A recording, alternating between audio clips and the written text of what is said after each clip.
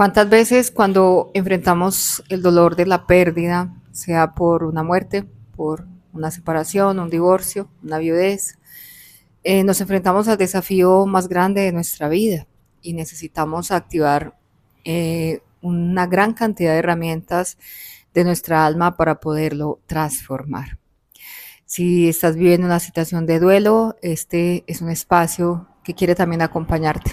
Yo soy la doctora Telle, soy especialista en medicina intensiva, tanatóloga y experta en sanación energética. Y este espacio es un espacio de la Escuela de Vida y Muerte, Guardián del Amor, Sabiduría y Transformación. Es un espacio donde nos dedicamos al estudio de la vida y la muerte y a las herramientas para poder transitar los dolores.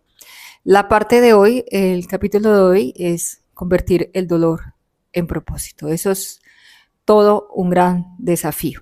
Lo primero que te cuento para poder transformar el dolor en algo más es que escuches los episodios anteriores, porque del 1 al 5 están todos relacionados con atender el dolor, ¿no?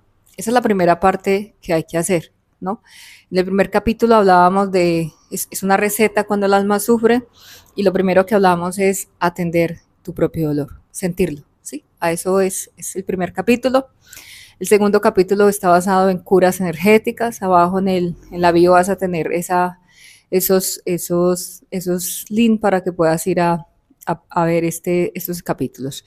Entonces, sentir el dolor, atenderlo, aplicar alguna cura energética, por supuesto que sí, y rescatar el legado del ser amado, que también es una parte que nos ayuda a entender que hay algo que la muerte no nos puede arrancar.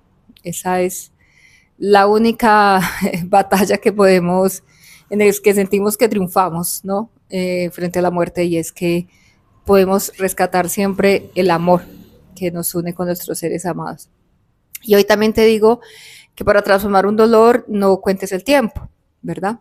Yo he conocido, como digo en algún otro capítulo, de que hay personas que llevan 20 años en duelo y siguen estando paralizadas o ancladas en el mismo estado, a veces en el estado de sufrimiento, de queja, de no lograr avanzar, ¿sí? Entonces, el tiempo no es un gran indicador, ha sido un indicador social y cultural muy a veces cruel, porque es como cuando las personas están en duelo, a veces ha pasado cierto tiempo y hay comentarios como, pero ya ha pasado un año, todavía sigues, ¿sí?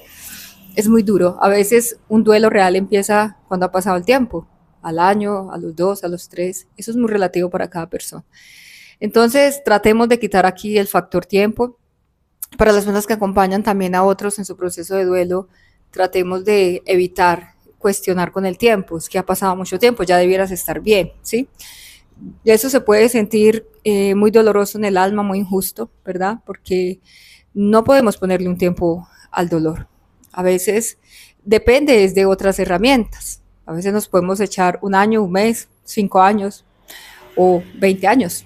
Eso depende de cada persona, depende de las herramientas de gestión emocional, depende de la capacidad que tenga de activar esas partes de su alma que tienen que ver con la capacidad de transformar el dolor en amor y la oscuridad que está viviendo en luz. Entonces, acá el tiempo es lo menos importante. El tiempo alrededor del duelo ha sido más una construcción social que nos obliga a ser funcionales, a volvernos a incorporar al trabajo y a seguir haciendo una vida aparentemente normal. Entonces tiene que ver más con un tema cultural que con un tema realmente humano.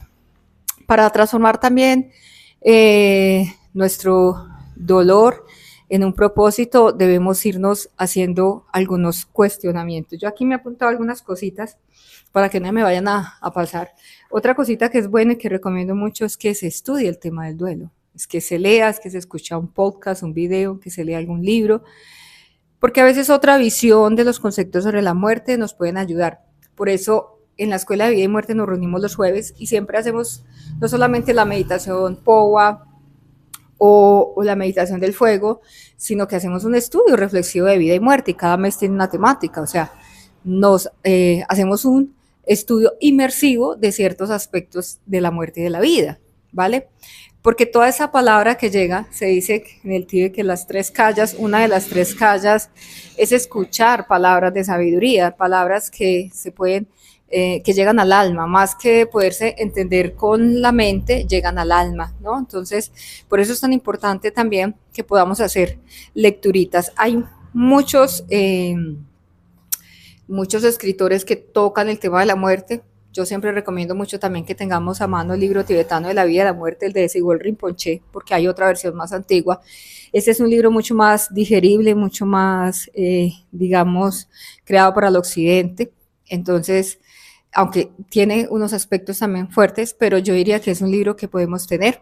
Hay muchos libros, incluso de psiquiatras como Brian Weiss, pues que toca algunos temas un poco más diversos, pero que también podrían servir. Entonces sería bueno que vayamos teniendo esa costumbre de educarnos, porque realmente frente a la muerte tenemos demasiada desinformación. Todos tenemos un miedo natural a la muerte. Ese miedo no lo podemos quitar, es un miedo que es un miedo de protección, digámoslo así, porque si no seríamos temerarios y no cuidaríamos lo suficiente de nuestro cuerpo, ¿verdad? Pero hay un miedo social que es muy exagerado y que tiene que ver con lo que hemos escuchado a lo largo de nuestra vida. Por tanto, ese miedo se debe trabajar, ese miedo se debe educar, el miedo cultural, ¿vale? Entonces sería muy bueno que tengamos presente que para atender nuestro dolor, las cositas que hemos dicho anteriormente y que están en los capítulos anteriores, y yo le agregaría, olvídate del tiempo y empieza a estudiar este tema. En la parte 6, que vamos a hablar de qué más hacer con el dolor, ¿sí? Pues yo también te quiero preguntar eso. Probablemente te despiertes en las noches, en la madrugada, sin poder conciliar adecuadamente el sueño y te preguntes, ¿qué puedo hacer con el dolor? Y si no te lo has cuestionado, yo hoy te invito a que te lo cuestiones. ¿Qué puedes hacer con el dolor? ¿Qué más puedo hacer con esto? ¿Me puedo quedar en este abismo o puedo convertir esto en algo loable? No loable para que el mundo lo vea, loable para que mi alma pueda tener la fuerza de continuar este camino sin este ser amado. Alguna vez yo me pregunté en noches de mucha oscuridad qué hacer con el dolor. Sí, esa fue una de las preguntas que me hice a mí misma, ¿qué voy a hacer con este dolor? Y cuando yo me cuestioné qué hacer con el dolor, teníamos en la familia un grupo de oración que nos reuníamos en un espacio que yo, pues, en un momento realmente difícil había medio ordenado un poco para poder crear este espacio de oración, de meditación.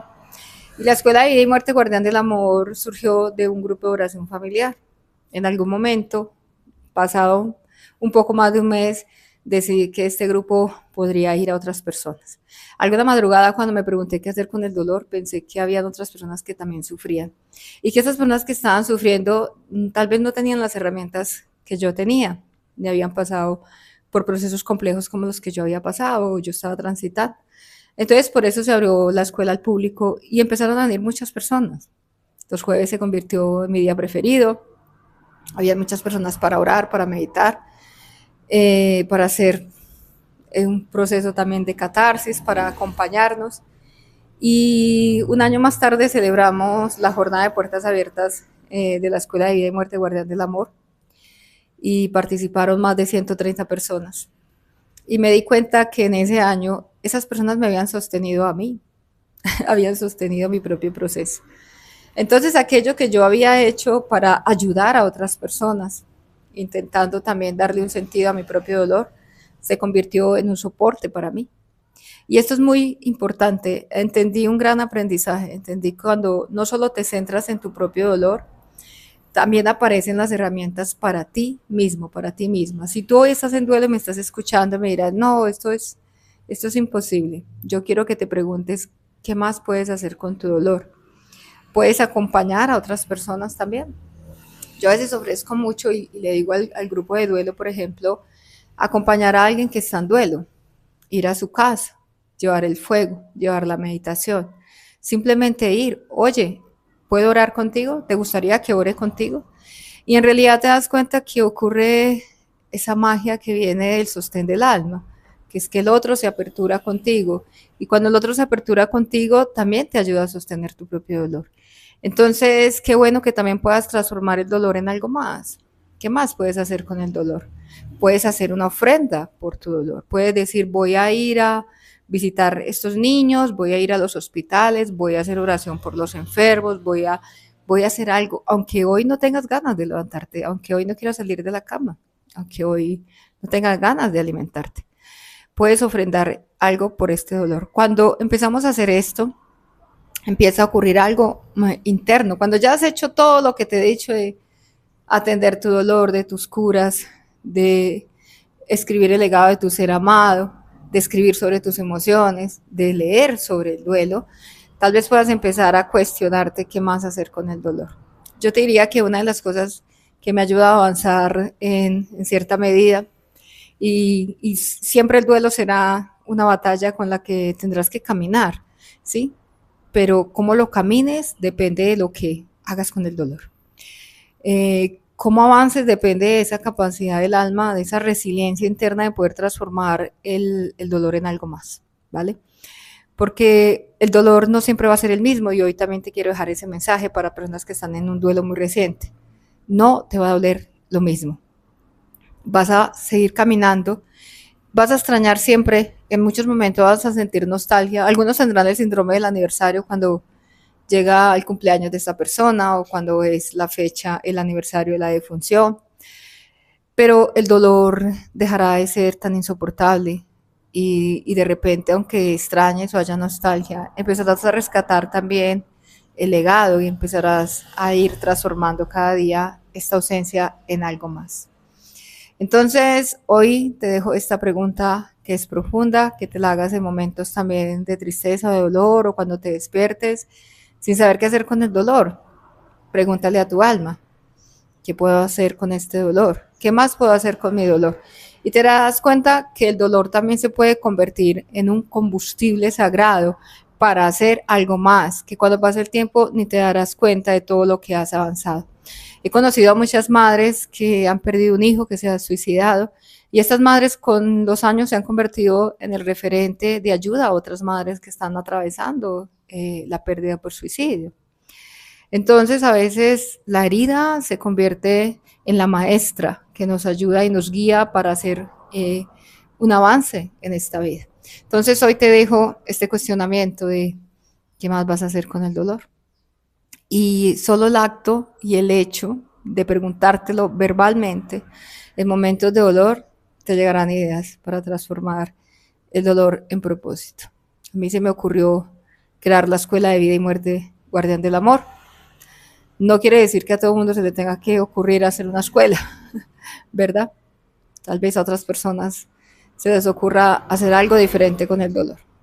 Y entonces es cuando nos damos cuenta que el dolor es un combustible. Y ese combustible nos lleva al siguiente paso y nos ayuda también a avanzar. Bueno, eso es un capítulo más de la Escuela de Vida y Muerte Guardián del Amor, Sabiduría y Transformación.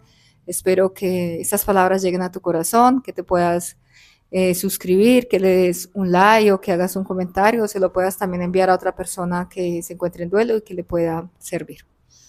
Un abrazo del corazón.